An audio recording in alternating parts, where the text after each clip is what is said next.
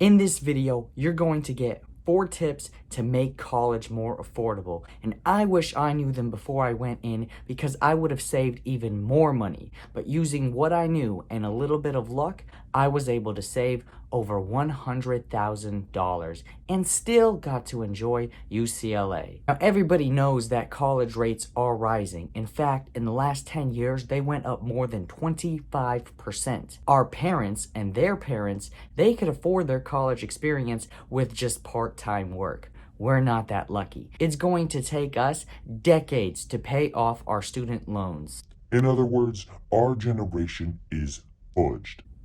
Or is it? Welcome to Funancialism, where we expand our wealth, growth, mindset. And in this video, we're going to talk about saving money while in college. Now, before we break down the tips of saving money in college, we have to know how to make money in the first place. There's 3 ways of making money.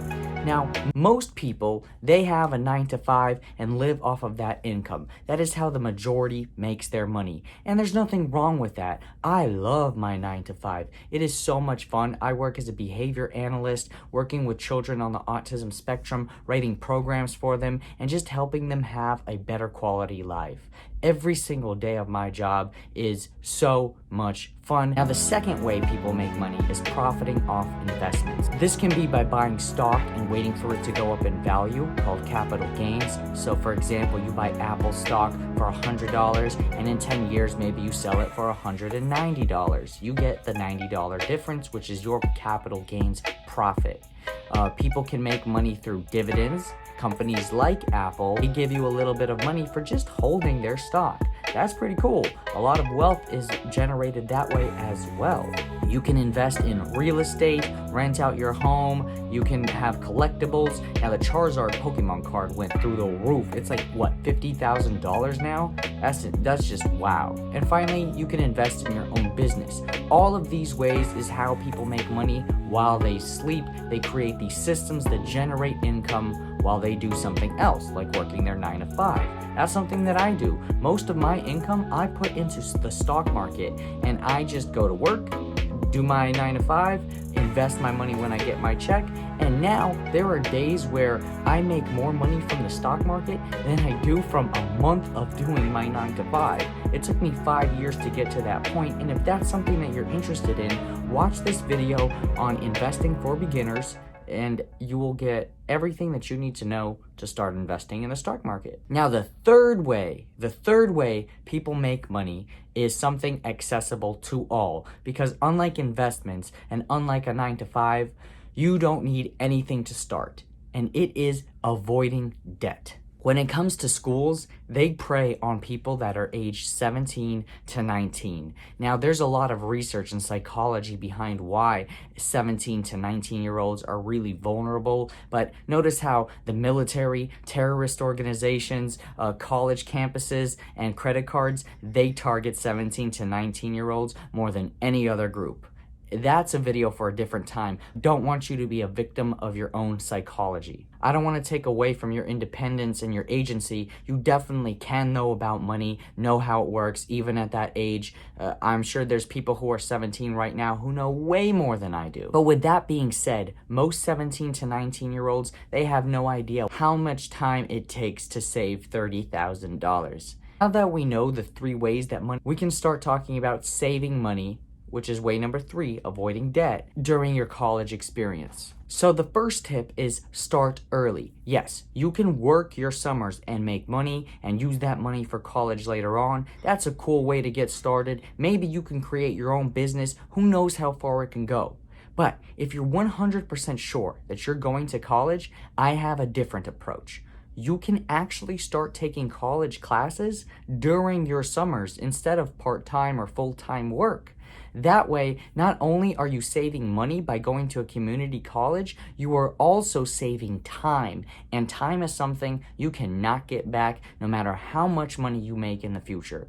One thing my mom made me do is take a Russian class over summer. I got to learn how transportation in Los Angeles works. I had to learn how to take that metro and find my way back, walk home, and I got exposure to a new group of people. There were people in their 20s, in their 30s, 40s, and even 50s in my Russian class, and I would just be hanging out with them and learning things that I otherwise wouldn't from people that were my own age. Not only the social aspect, but I also received an A in that class, which gave me 5 units with an A. So before I even finished high school, I already finished a college class. And if you do this every single summer since you graduate middle school, that gives you 5 summers. If the average class is about 4 units, you start your college experience with 20 units or 9 months of college under your belt. And let's just think about the savings when it comes to that. That's about $1,000 for each month. Now at UCLA, a full academic year is considered 36 units. If you walk in with 20 units, you're saving more than half of what you're gonna pay.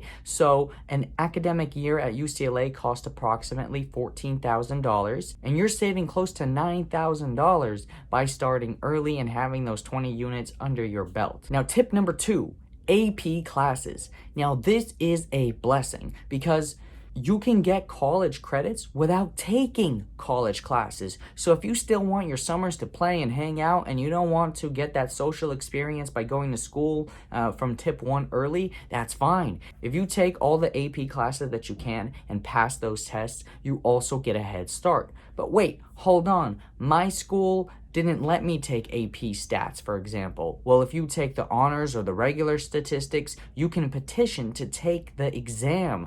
That way, even though you're not in the AP class, you can self-study and prepare yourself and take the test. Plus, you'll be more motivated to pass it because this is for you. It's not for your school or making them look good. You're doing it for yourself. So you're not going to let yourself down and you're going to study super hard. Because me not knowing how the AP system worked, I just passed maybe like 3 or 4 of those and I failed about 2. So it's okay to fail, but if you start early, you can always retake those same tests that you failed the previous year. I ended up with 13 units from my AP exams. So the 13 units from my AP, and then the 5 units, from my Russian class, that gave me a total of 18 units before I even started my college experience. And just a reminder, 18 units is half of an academic year. So I already started with 6 months underneath my belt.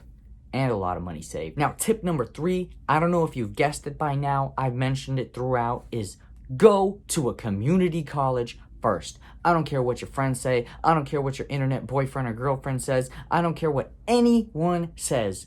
You have to go to a community college first. Why? I will tell you right now. First things first, you save about $30,000 right off the bat because, like I mentioned earlier, it cost about $14,000 to go to UCLA per semester. Multiply that by 2, that's close to $30,000. You go to a community college, you're going to be paying a fraction of that, a tiny percentage of that. And there's all sorts of fee waivers if you're going to a local school that you could receive from your state government. I know in California, there's the BOG fee waiver, which is so cool and so helpful. There were semesters where I just had to pay for my books. And there's ways around paying for books too, but that's for another video and another time. Now here is why saving those $30,000 is so important. You're not just saving the money. Money is okay, we can always make more money, but we can never make more time. It takes the typical American 10 to 15 years to pay off that $30,000 of student loans. And by the time they're done,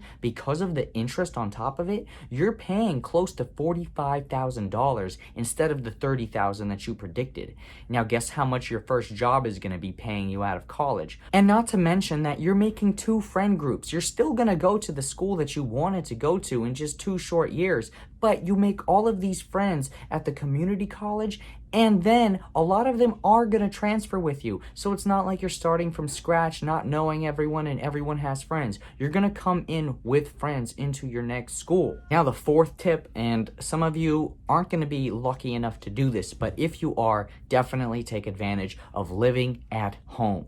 average rent in the United States is approximately $18,000. Multiply that by 4 years of college and you're looking at $72,000. What I would do is live at home if you can, take public transportation to get to school, and if you're working a job, every single dollar you make would have gone to rent. So those are now known as privilege dollars. Use all of your privilege dollars to pay off your student loans, because you're still gonna probably have some by going to college in the United States. That's how the world works. Or you can invest it into stocks. That's up to you, but they're privilege money. You cannot spend it on things that you like or enjoy, because you're living at home and your parents are making a huge sacrifice by tolerating you for 4 extra years. So shout out to your mom, to your dad, to your caregiver, your grandma, your grandpa, your aunt, your uncle, whoever lets you live with them for free or for a fraction of that $18,000. That is a huge privilege, and for people watching this who don't have that privilege, just so much strength to you, because that is very, very tough to start your life from scratch and already have to find a place that costs $18,000 a year. That is unreal. So by using those 4 tips, you can save more than 6 figures by going to college. I want you to start early, and if some of these tips don't apply to you, it will apply to someone you care and love about. So put them on game early by sharing this video. Like, comment below, and if you want to know more about stocks, there's a stock video right there, and there's another stock video right there.